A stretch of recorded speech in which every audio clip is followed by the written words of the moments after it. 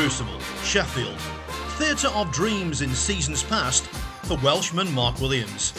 And for defending champion Judd Trump, hoping to retain the title to cap his golden campaign in style. Williams encountered stern opposition from Stuart Bingham, yet another player in action on day 8 of the Betfred World Championship, with his name already engraved on the trophy. It was cut and thrust throughout their concluding session. Excellence mixed with mistakes.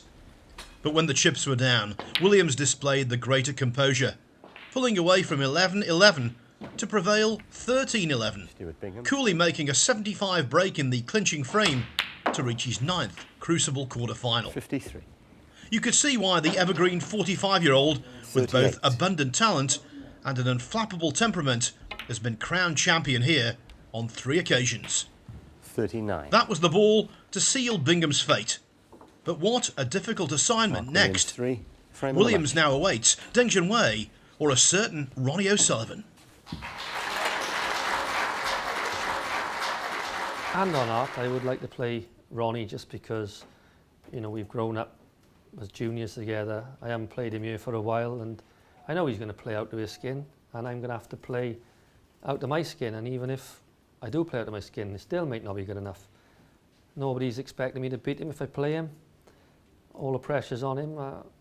What's the worst that can happen? He beats me 13-0. I go home, but I'm definitely going to enjoy the experience if I do play him, because you don't know how many more times you're going to play him in like theatres like this.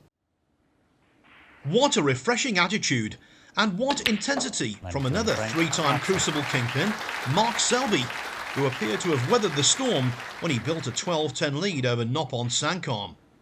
Stubbornly though, the qualifier from Thailand refused to accept that script, fighting back to carry the contest its full distance. That meant major pressure, yet Selby soaked it up to construct a simply outstanding 124 clearance when it really mattered, in so doing edging through 13-12 and becoming only the 4th player in Crucible history to record a century in a decile. Justified pride was Selby's overriding emotion after such a fantastic finish. Really proud, you know. I mean, it was a great match from start to finish. I thought we both played some great stuff. You know, I mean, that's probably as good as I've played for a little while, and still only managed to scrape through 13-12. So it just shows how well Noppon played. When Trump transformed worrying 5-3 overnight arrears into a 9-5 lead, much more comfortable progress was on the cards for him. After all, Trump had dominated every one of his previous 5 meetings with Yan Bingtao. But this would be no runaway for the runaway world number 1. The whole vibe of the match pivoted when Trump jawed the blue clearing up in frame 15, and 20-year-old Yan stormed back into the reckoning. In fact, this season's Riga Masters champion should have tied the scores at 10-10, but a weak positional shot from green and overcutting the brown threw Trump a lifeline. It was gleefully grabbed 64. As Trump cleared the last 4 colours to reopen a 2-frame buffer zone at 11-9. Still, Yan battled back to 12-11, but with his crown in danger of slipping, Trump responded magnificently. That tremendous red, the glue which held together his match-securing run of 127.